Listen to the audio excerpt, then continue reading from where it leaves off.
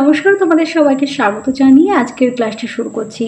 আজকে তোমাদের সঙ্গে আলোচনা করব নবম শ্রেণীর তৃতীয় পর্যায়ক্রমিক মূল্যায়ন 2024 সালের রায়মার্টিন প্রশ্ন বিচিত্রা থেকে বাংলা বিষয়ে মডেল কোশ্চেন নাম্বার 2 নম্বর সেটটি। তাহলে চলো আর দেরি না করে এবার আমরা দেখে নিই। প্রথম প্রশ্ন, একের এক দাগে এই ধরনের এই চেহারার এই বয়সের একটি ছেলে, এখানে ছেলেটি হলো, উত্তরটি হবে শোভন। একের দুই দাগে আছে শীর্ণ দীর্ঘকার শান্ত প্রকৃতির মানুষটি, এখানে শান্ত প্রকৃতির মানুষটি হলেন হেডমাস্টার মশাই।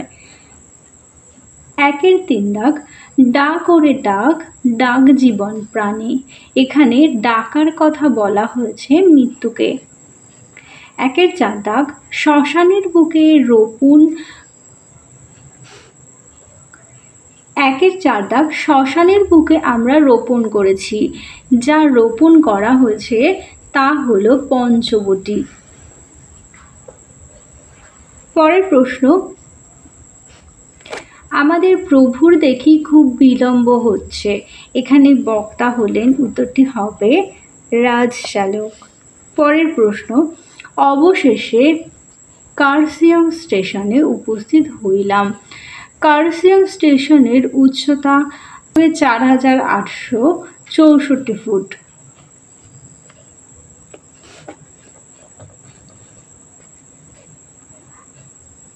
একের স্বাদ, এখনো সেই স্বাদও পূর্ণ হইল, এখানে স্বাদ বলতে বোঝানো হয়েছে হিমালয় দেখা। একের আট দাগ তুমি মিরাকিউরলের কটা বড়ি এনেছো, এখানে বড়ির সংখ্যা, উত্তর হবে 24। পরের প্রশ্ন, বিজ্ঞানী শঙ্কু ম্যাট্রিক পাশ করেছিলেন 12 বছর বয়সে। 10 দাগ এপিলেপসি হলো মৃগরোগ। একের 11 এক ঝাঁক পায়রা উঠছে, এখানে ঝাঁক হলো সমষ্টিবাচক বিশেষ্য। পরের প্রশ্ন, আমি এই গ্রামে থাকি, এখানে এই হলো, উত্তরটি হবে সর্বনাম পদ। 13 দাগ প্রশ্নবাচক সর্বনামের উদাহরণ দাও, উত্তরটি হবে ঘ দাগ তুমি কি যাবে।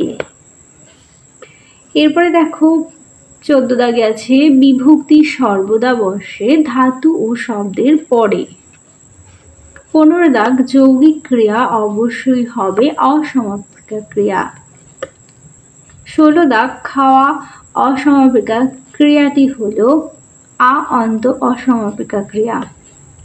17 নম্বর দ্বিকর্মক ক্রিয়া হতে হবে কেবল অসমাপিকা ক্রিয়া। একের 18 দাগ পদান্বয়ী অব্যয়ের উদাহরণ হলো বরং। এবারে চলে যাই 2 নম্বর, এবার চলে যাই 2 দাগের প্রশ্নগুলো।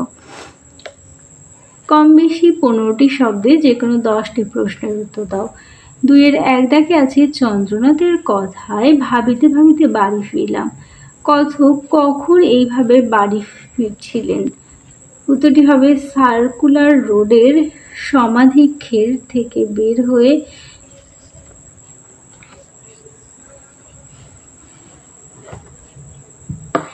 2-এর 2 দাগ তিনি একটা জিনিস এনে শোভনের হাতে দিলেন, জিনিসটা কি ছিল, শোভনের নিজের ফটো।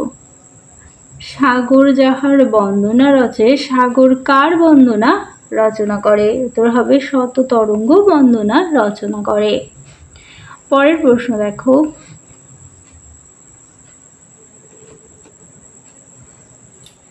পৃথিবীতে কত দ্বন্দ্ব কত সর্বনাশ, এই সব দ্বন্দ্ব ও সর্বনাশ কি গড়ে তোলে, উত্তর হবে নতুন নতুন ইতিহাস।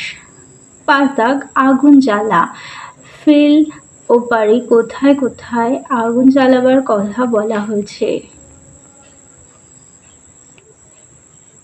মুক্তিকামী তরুণ প্রজন্ম ইংরেজ শাসনাধীন ভারতে বন্দিশালাগুলি আগুন জ্বালিয়ে তার বৃত্তিভূমিকে উপড়ে ফেলবে, এই হলো কবির অভিপ্রায়। পরের প্রশ্ন 2-এর 6 ট্রেন থামিল, ট্রেন কোথায় থামলো, বড় ঝর্ণার কাছে। 7 দাগ ভুটিয়ানিরা কি বলে নিজেদের পরিচয় দেয়, উত্তর হবে পাহাড়নি। 8 দাগ অত্যন্ত সুখী এবং ঈশ্বরের নিকট কৃতজ্ঞ হইয়াছি। বক্তা কখন এই অনুভূতিতে পৌঁছেছেন? লেখিকা বেগম রোকেয়া শৈল শহর কার্শিয়াং যখন পৌঁছলেন তখন সেখানকার নারীদের সাহসিকতা ও পরিশ্রম দেখে নিজেকে নারী হিসেবে গর্বিত বলে মনে করেছিলেন।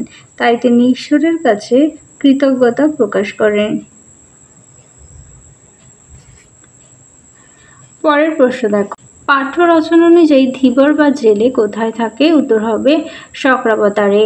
দরজা গোয়ারিং দিনে কতবার ষাট বদল করে? উত্তর হবে 8 বার। 11 দাগ কারির হল আগে কি ছিল? হান্টিং লাজ। পরের প্রশ্ন, পিপ ম্যালিয়ান নাটকটি কার লেখা? George burners. নেচারের গ্রাহক হয়েছিলেন নেচার কৃষির নাম বিজ্ঞানের সর্বশ্রেষ্ঠ পত্রিকা। এবার চলে যাই 3 দাগে কম বেশি 15টি শব্দে যে কোনো 8টি প্রশ্নের উত্তর দাও। ক্রিয়াবাচক বিশেষের একটি প্রয়োগ দেখাও। অনেক রাত হয়েছে, এবার শোয়া দরকার। পরের প্রশ্ন, ভারতের নেপোলিয়ন হলেন সমুদ্রগুপ্ত। এখানে সমুদ্রগুপ্ত কি ধরনের বিশেষ্য? উত্তরটি হবে সংজ্ঞাবাচক বিশেষ্য। 3 দাগ সংখ্যাবাচক বিশেষণ ও পূরণবাচক বিশেষণের মূল পার্থক্যগুলি লেখো।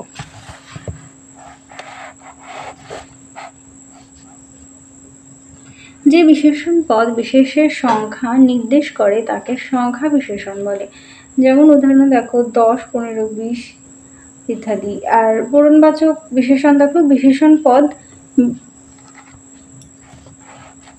পূরণবাচক বিশেষণ বিশেষণ পদ বিশেষের নির্দিষ্ট ক্রমিক সংখ্যা নির্দেশ করলে তাকে পূরণবাচক বিশেষণ বলে। যেমন মোদের মাঝে মুক্তি কাঁদে 20 শতাব্দীর। 3 দাগ বাক্যে প্রয়োগ করো সম্বন্ধ বিশেষণের একটি উদাহরণ দাও। বাক্যের মধ্যে অবস্থিত সম্বন্ধ পদ যখন বিশেষণ রূপে চিহ্নিত হয় তখন তাকে সম্বন্ধ বিশেষণ বলে। যেমন বাঘের বিক্রম সহ মাঘের হিমানী। 3 দাগ তয়াকার রয়াকাতারা ও তয়চন্দ্রবিন্দু আকার রয়াকাতারা এই দুই সর্বনামের দুটির পার্থক্য কি? তয়াকার রয়াকাতারা মানে হচ্ছে নক্ষত্র, আর তয়চন্দ্রবিন্দু আকার রয়াকাতারা মানে হচ্ছে সম্মানীয় ব্যক্তিদের বোঝায়। 3 দাগ যদিও তথাপি এই শব্দ জোড়াকে সাপেক্ষ সর্বনাম বলা যায় কিনা বিচার করো। যদিও তিনি ধনী তথাপি সে গরিবকে ভালোবাসে। এখানে একটি বাক্যের সাপেক্ষে অন্য বাক্যকে যুক্ত করা হয়েছে, তাই এটি সাপেক্ষবাচক সর্বনাম বলা যায়। পরের প্রশ্ন দেখো, তুমি এসো না। এখানে না কি ধরনের অব্যয়? এটি হবে নিষেধাত্মক অব্যয়। দেখো কাকে বলে একটু দেখে নাও। যে অব্যয় বারণ না মানা অর্থে ব্যবহৃত হয় তাকে নিষেধাত্মক অব্যয় বলে। তাহলে এটি হবে নিষেধাত্মক অব্যয়। 3 দাগ বাক্যান্বয়ী ও সমুচ্চয়ী অব্যয় কাকে বলে? যে সমস্ত অব্যয় একাধিক পদ বা একাধিক বাক্যের মধ্যে সংযোগ অথবা বিয়োগ সাধন করে তাদের সমুচ্চয়ী ও বাক্যান্বয়ী অব্যয় বলে। 9 দাগ মৌলিক ক্রিয়া ও যৌগিক ক্রিয়াপদের একটি পার্থক্য লেখো। যেসব ক্রিয়াপদ মৌলিক ধাতু থেকে গঠিত হয় তাকে মৌলিক ক্রিয়া বলে। যেমন সে ভাত খায়। আর অসমাপিকা ক্রিয়ার সঙ্গে অন্য কোনো ধাতু যোগে যে ক্রিয়াপদ গঠিত হয় তাকে যৌগিক ক্রিয়া বলে। 10 দাগ সে তাকেও তার ভাইকে একটি করে কলম দিল। এখানে দিল দ্বিকর্মক ক্রিয়া কিনা যুক্তি সহ লেখো। কাকে দিল? তাকে দিল, এটি হলো গৌণকর্ম। আর কি দিল? কলম, তাহলে এটি হলো মুখ্যকর্ম। অর্থাৎ যে সকর্ম ক্রিয়াপদে 2টি কর্ম থাকে তাকে দ্বিকর্ম ক্রিয়া বলে। এই বাক্যটিতে 2টি কর্ম আছে তাই এটি দ্বিকর্ম ক্রিয়া। আজকে তোমাদের 1 নম্বরের যতগুলো প্রশ্ন ছিল সবগুলো সমাধান করে দিলাম। বড় প্রশ্নগুলো পার্ট 2 নিয়ে আবার দেখা হবে। চলো আজকের মতো ভিডিওটা এখানেই শেষ করছি। ভালো লাগলে অবশ্যই লাইক, কমেন্ট ও বন্ধুদের সঙ্গে শেয়ার করতে ভুলো না। সবাই ভালো থেকো, সুস্থ থেকো, টাটা।